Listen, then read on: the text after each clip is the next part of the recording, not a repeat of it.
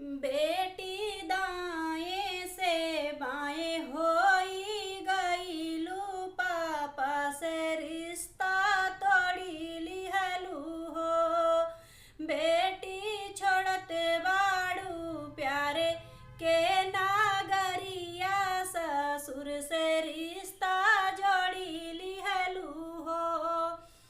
बेटी छोड़ी दिहलू पापा के नागरिया, ससुर से रिश्ता जोड़ी लिहलू हो।